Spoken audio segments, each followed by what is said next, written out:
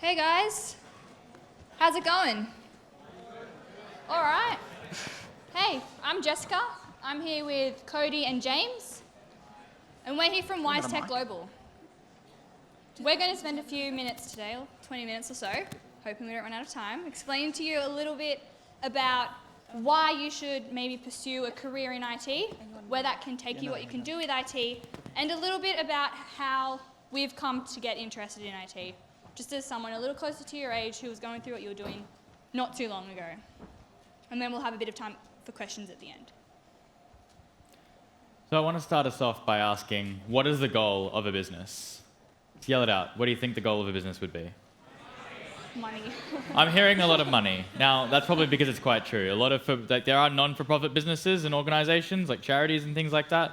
But many for-profit businesses' primary goal is to make money. You know, someone started that business because they didn't want to work for someone else and they wanted to make, they need that money to survive. However, at WiseTech, our goal is to change the world one innovation at a time. What we mean by that is not that we don't, make money or anything like that. Obviously, with 650 staff, we need to pay these people, we have bills, we have to do all those things. That's just a necessary condition, though, for us to do our true goal, which is to change the world. Now, question 2. What industry has not been revolutionized by technology? Hands up. What do you think? Yeah? Up the back here? Let's yell it out. Building. I would think that the building industry, you've got like 20 different contractors all working on the one project. That's got to be managed through IT. The engineers need to design everything, all again using computer-aided design. Another one, industry hasn't been revolutionized by IT. Yeah? Funerals? That is an answer we did not come up with. I guess maybe cars? Cars? Yeah, I think a hearse. Does that count? That's got to be designed again using computer-aided design. All the event planning's got to again be probably done through computers. They often have presentations, just like this as well, slideshows of someone's life. Yeah. So it definitely does. It's a good answer though. That is. Yeah. Did not think of that. Any other ones? Yes? Church? Is that church? Is that Church? Have you ever seen a TV evangelist? Okay, in the US, they have these TV evangelists who do presentations like this to thousands of people. They're all online, streamed online. So churches have run with that. Last time I went to church, all the music came through a sound system like this one we're using now as well. And I think that there was some sort of screen as well. Mm-hmm. Now, we couldn't think of anything that hadn't been revolutionized by a team. We've asked a lot of people around the office to sort of see, is there actually an answer to this question? Is there actually one? And something that a colleague of ours came up with is potentially not an industry that's been that's not been touched by IT, but there are some communities, very remote communities that don't really use IT, or people like the Amish. Now, some Amish communities try and not use technology. That's just a choice of theirs. However, many of them do still use tech. And even very remote communities, they're still impacted by IT because the society around them is run by IT nowadays. So as all Amish communities are part of a greater country, they all utilize things like medicine, so public health for emergencies. They'll still go to hospitals, use ambulances. Yeah, and it's the same with the police department. Police all use technology, and therefore if they require their services, they're going through technology. If there was a community in Australia, our law, obviously you have to vote once you're 18, right? So anyone above 18, government, other than the fact that the entire government is run by IT, you need to vote, and that is a mandatory system that you have to go through, and that is all, again, electronic. Yeah. And what's changed for that is they apply to law and order. They still have to go to courts for anything, any legal disputes or anything like that. So, yeah, they still apply to that. In terms of their clothing, they would definitely hand stitch all their clothes, but it's very rare for them to actually grow their own cotton. So lots of that cotton is gathered the same way that we do using technology. And a lot of own businesses. There's actually an Amish community in southwest Sydney that owns a couple of cafes, and they have FPOS machines because they want to monitor their income so they can still report their tax earnings. And additionally, I think that there's tyre tracks in this picture here with this bunch of people walking by, and it's a digital picture. So IT truly is everywhere around us. We can't think of a way that you can escape it, essentially, which is good or bad. It seems to just be how it is. So one example of a use of IT would be in saving lives. Now, this top picture here is a scientist creating medicine, and the process of creating that medicine, additionally with the process of analyzing the disease and figuring out what medicine needs to be made in order to cure that disease, That's all done through IT. The bottom picture is a disaster response summary diagram, and it's essentially showing you how, for example, this flood up in the top left, $41 million in medical goods was sent there. Now, all of that aid that is sent there from donations from people like yourself, all that is electronic. You may donate online, or you may send it through some sort of company that's using software like the software that we make, and that, again, is all done through technology. If you have a look at the top picture, that's actually a screenshot of real program that is used by the Australian Federal Police. So as you can see, this software here sort of gathers all the evidence and the data of a crime, and then it makes it easier for them to analyze. So then they can take that through to the lab, and if you have a look at the second one, that's a software used to help analyze all that evidence.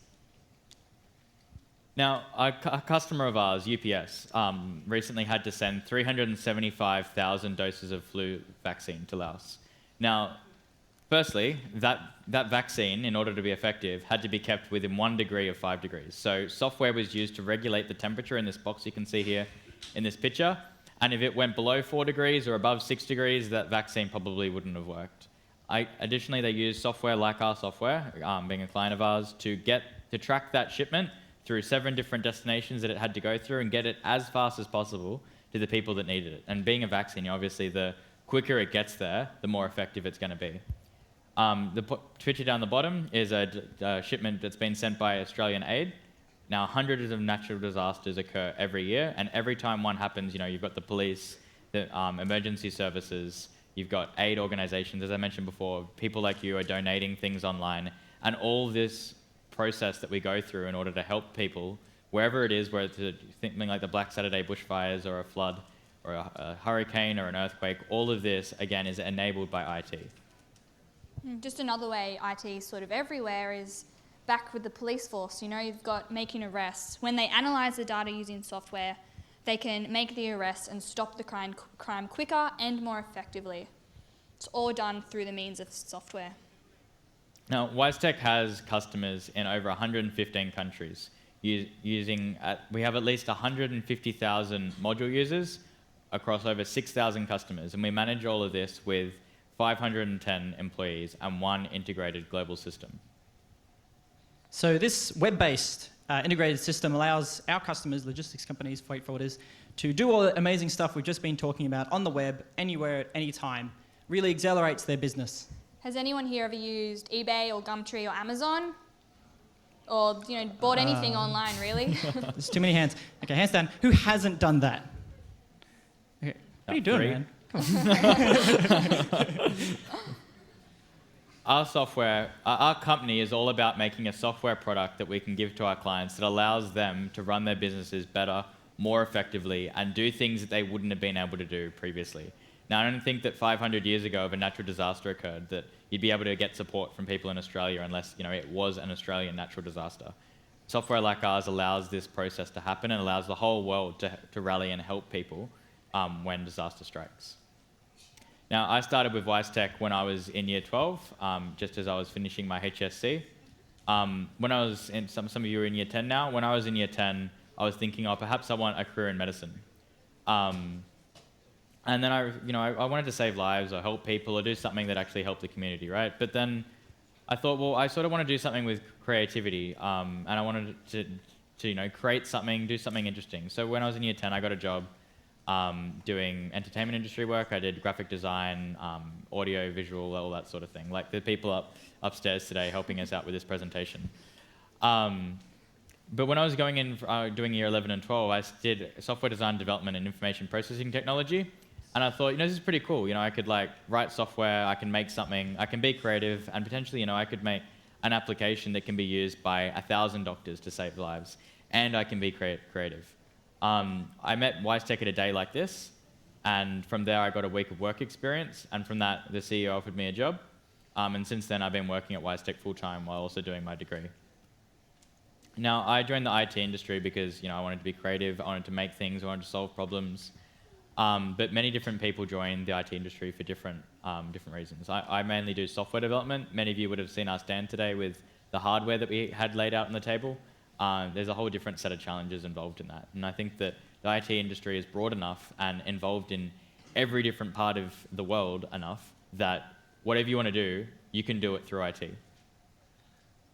Okay, so just like Cody, I work at WiseTech Global.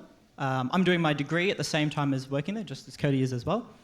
And I'm sure all day you've been hearing some awesome stories from different companies who's going to be able to tell you what it is you're going to do when you enter uni, leave uni, your work experience opportunities. And I bet you're all really keen, yes? Come on, yes? You're keen? That's good. Good. These guys are really keen. So, you're all really keen, you're all waiting to start doing your work experience. I want to tell you, you don't need to wait. I want to tell you that you can start doing a whole bunch of stuff right now. And I'm going to use some stuff that I've done, some of my experiences, to help explain that a little bit to you. So firstly, what do you need to work in IT? What do you need? A computer. Yep. Good. That's it. That's all you need. That's the only answer. You only need a computer. If you have a computer and you have a bit of dedication, a bit of passion, you can start doing whatever you like in IT. The difference between the doctors and the police officers, so doctors need hospitals, medicine, support staff, MRI machines, X-ray machines. Police officers need police cars. Engineers need to design things and then get them built. With a computer, you design it and build it. You can do it all yourself in your pajamas in your bedroom. Can I have the thing? Thank you. So, what do you do knowing that all you need is a computer? What I did is I wanted to meet some people who also wanted to work in IT. So this goofy photo, in our first year of uni, me and two friends wanted to start doing that. We wanted to start playing with cool tech, meeting other people who liked tech. But at my university, we didn't have a society. We didn't have, bless you. We didn't have a society or anything like that where we could do that. So we started our own. We started our own IT society. We chose green for some reason. And we got to meet a lot of really cool people. And with our society, we got to run some really exciting events. And these are events that people like you would attend and join. This is a 3D printing hackathon, where you can see a bunch of interesting people there. We got to meet them. They're very talented people. And we had a dozen 3D printers running for about 2 days straight, people printing all this amazing stuff and getting to experience things they wouldn't usually have the opportunity to do. So once we'd done that, we decided to go a bit further. And our society took on the mammoth task of running a hackathon. Does anyone know what a hackathon is? A few people, hands, yep. Okay. So a hackathon, you're not hacking the Pentagon or anything. It's, in this case, was 30 hours straight overnight, where you bring in a team, you start with nothing, and by the end of it, you have a product that you could sell to market. You design and build something in 2 days that you could sell. So it's a big ask, but anyone can do it, any experience level. We encourage people to form teams, bring laptops, bring coffee, and lots of sugar, and work for 2 days straight and build something. And as I said before, all you need is a laptop, some friends, and it doesn't matter if you don't know anything, if you know, I've done a bit of web development, that sort of thing. I greatly encourage you guys to look for these sort of events, these hackathons, events like this where you get the opportunity to meet people and just build something cool. So at this particular one, someone built something interesting. It's a third-person VR rig. So he's wearing an Oculus Rift, and he can see himself in third person, like Grand Theft Auto or something. And people sent commands to him. So the commands would show up in his display: pick up cup, throw cup, kick cup. And yeah, you get to see cool tech like that as well, which is, I think, a really good reason to go to see where the industry is going. And that leads back to where I am now. From running that event, I got the opportunity to meet the CEO of WiseTech, who started WiseTech in a similar fashion. WiseTech Global was started in a garage with one person, a credit card, and a lot of passion. And it's built up to where it is now, a global company, which I now have the awesome opportunity to work at. And it's actually a similar story to what Jess has. So I'm just going to share a little bit about how I got interested in IT. So who here definitely knows that they're going to work in IT? Like 100%. I think I see like 3, 4, maybe 5 Some hands. 50%. I'm assuming the rest of you were just unsure? Yeah? I was exactly like you guys. I liked IT, but I didn't really know what it was. So in year 9, came to subject selection. And I chose a little subject called IST. And this is my class. Back in year 11, there were 6 of us. I'm the one over here, in case you weren't entirely sure. That one's me. This was my class, and it was small, and they were all really good, And all I knew was that I was kind of interested in IT. But my teacher sort of saw that I kind of had a passion and an interest for it. And she really strongly encouraged that I get involved in things like competitions and camps. So I applied for this little camp called NCSS, and here I am with my Arduino. Has anyone ever used an Arduino before? Yay, there's a big gang over here. Lots of fun. And I actually built kind of like a real-life Mario Kart with my little team of 4 people. And that was the result of that. And although I had gone from barely any IT experience, within 10 days, I had so much exposure. So it's just little opportunities like this. And NCSS is actually sponsored by WiseTech Global. So here's me with the CEO, Richard White, after the completion of NCSS. And the great thing about WiseTech Global as a company is that it really supports high school children and universities. So now I'm in university studying and I have an opportunity to internship at WiseTech Global. So I am on my way to being a game changer. Who here wants to be a game changer? Woo. No? Who's got a little badge? Come on. We're on our way. I hope that this has inspired you to sort of become a game changer yourself. So WiseTech Global actually has plenty of offerings for you guys as well. We run work experience programs, and if you're interested, you can see about us afterwards, or on our website on the careers section. You can see a whole bunch of opportunities there about work experience. We greatly encourage anyone with a passion and a talent to definitely give it a go. So then, questions for us? Hands? Oh, yep. We don't have a... We don't have a spam mic. Hands up. Any questions? We were here not too long ago. How long has WiseTech been running for? WiseTech Global was founded in 1994 here in Sydney by our founder, who you saw a photo of before. So he's still our CEO. We still see him everywhere, every day. So we're a fairly young community in terms of the age of our company, but we're growing very rapidly. So, yeah, good question. Another question? Yeah.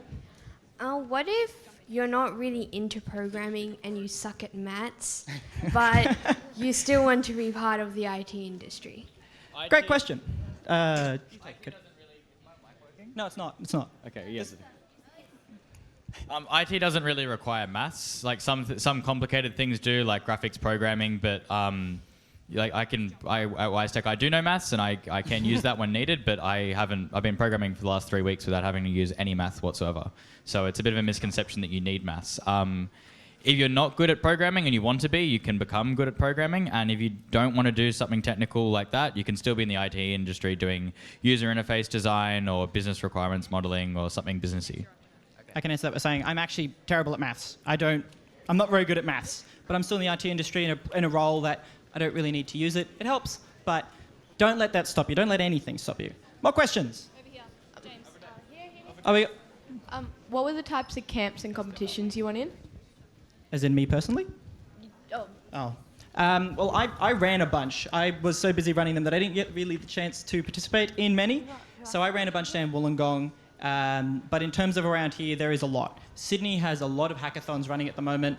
In fact, it's nearly like there's so much to choose from, it's actually hard to pick. But I recommend just looking up Sydney hackathons. There's tons of Facebook groups. There's tons of people who will love to tell you about all the different things that you can do. So it is literally your pick. There is so many. We got another question lined up? Over here. Do you run in more than one location, or is it just like the workplace? Is it in one location, or do you guys run in like across the country?